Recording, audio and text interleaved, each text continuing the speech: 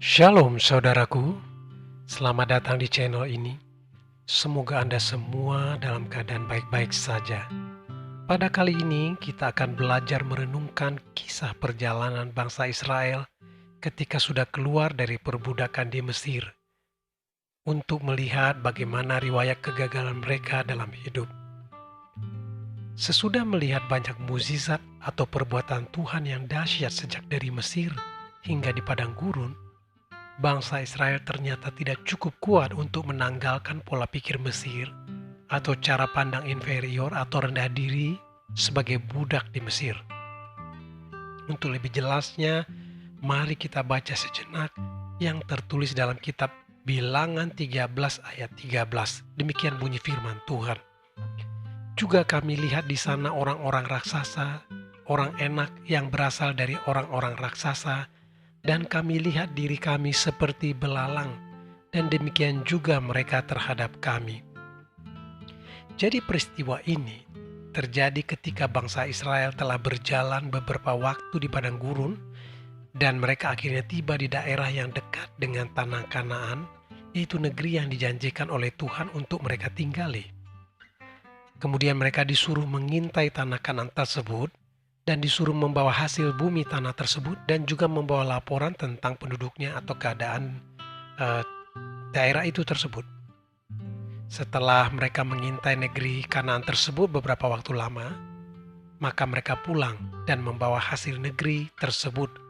Dan ternyata benar, negeri tanah Kanaan itu adalah negeri yang sangat baik hasilnya. Hasil alamnya luar biasa. Mereka membawa contoh anggur yang hidup di sana luar biasa. Namun ketika mereka memberi laporan tentang penduduknya, maka mereka berkata, penduduknya orang-orang raksasa. Dan mereka memberi kabar busuk ditambah-tambahin, yaitu mereka penduduk yang memakan orang.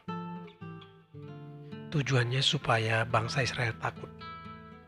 Kemudian mereka memberi statement atau pernyataan penting yang menggambarkan seperti apa mereka, diri mereka, memandang diri mereka sendiri, yaitu kami melihat diri kami seperti belalang.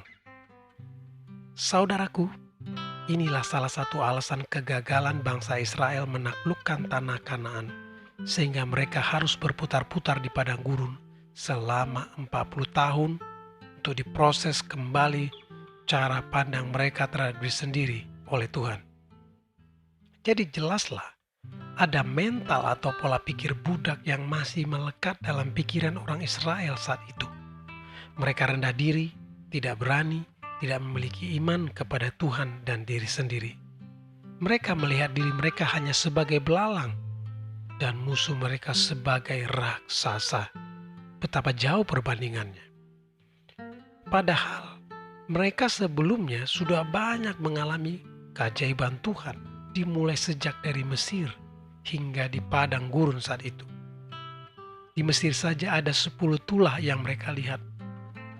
Bagaimana Tuhan dahsyat membuat mukjizat di sana, tanda-tanda heran dan ajaib. Kemudian mereka begitu keluar dari Mesir, ketika mereka dikejar-kejar tentara Firaun, bagaimana Tuhan membuat mukjizat jalan di tengah laut, yaitu Tuhan membelah Laut Merah seperti ada tembok di kiri kanan, dan mereka bisa melewati di tengah-tengahnya tanpa ada air. Luar biasa. Dan ketika mereka sudah melewati Laut Merah di padang gurun, ketika tidak ada air, ada mukjizat air keluar dari batu.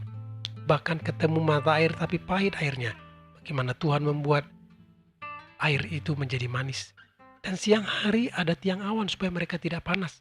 Malam hari ada tiang api supaya mereka tidak kedinginan. Saudara sekalian, mereka kurang iman terhadap Tuhan dan diri mereka sendiri. Jadi seperti apa Anda melihat diri Anda sendiri hari ini? Apakah Anda melihat diri Anda sebagai orang yang pantas tertindas? Apakah Anda melihat diri Anda sebagai orang yang gagal? Apakah Anda melihat diri Anda tidak mampu?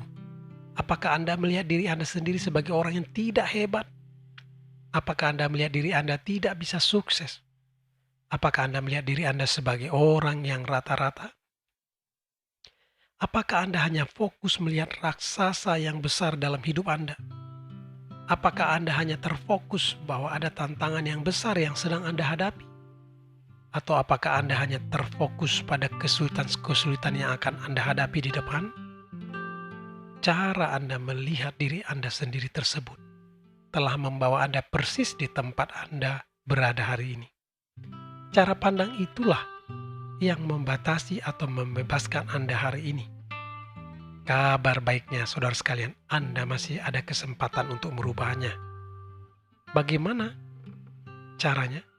Lihatlah hari ini diri Anda sebagai orang yang pantas untuk sukses. Lihatlah diri Anda sebagai orang yang mampu. Didasarkan pada apa?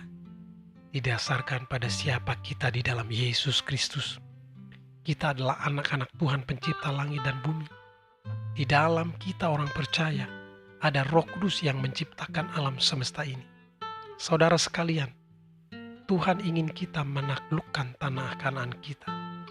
Oleh karena itu, mari lihat diri Anda seperti Tuhan melihat diri Anda. Fokuslah pada Tuhan yang besar yang tinggal di dalam Anda, yaitu Roh Kudus. Sebab Roh Kudus yang ada dalam kita lebih besar daripada apa yang ada di dalam dunia ini. Demikian kata firman Tuhan dalam kitab 1 Yohanes. Jadi mari taklukkanlah tanah Kanaanmu. Taklukkanlah impian-impianmu dan buat itu jadi kenyataan. Kejarlah apa yang menjadi cita-citamu. Lihatlah dirimu sebagaimana Tuhan melihat diri Anda. Selamat berjuang saudaraku. Tuhan Yesus memberkati. Mari kita berdoa.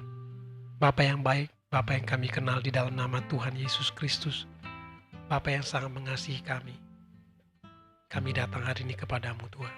Kami sudah belajar dari sejarah bangsa Israel bagaimana mereka gagal masuk ke tanah perjanjian, tanah Kanaan. Sewaktu 11 hari mereka sedang berjalan di padang gurun. Mereka gagal karena melihat diri mereka kecil seperti belalang, sementara musuh mereka seperti raksasa. Mereka mungkin benar juga ada keturunan raksasa waktu itu. Tapi mereka fokus pada kenyataan, pada realita. Terlalu fokus pada apa yang dilihat oleh mata dan apa yang dia rasakan. Mereka lupa ada Tuhan yang besar di dalam mereka, yang mereka pernah sudah alami. Tuhan Yesus, hari ini kami mau memandang diri kami seperti Tuhan melihat kami. Tuhan melihat diri kami pahlawan gagah perkasa yang berani. Kenapa? Karena Tuhan beserta dengan kami, ada Roh Kudus dalam kami. Hari ini biarlah kami melihat diri kami sebagaimana Tuhan melihat dunia dan kenyataan ini. Terima kasih Bapak, kami mau bangkit menaklukkan tanah Kanaan kami. Kami mau bangkit menaklukkan impian cita-cita kami menjadi kenyataan. Di dalam nama Yesus kami berdoa dan mengucap syukur. Haleluya. Sama-sama katakan amin.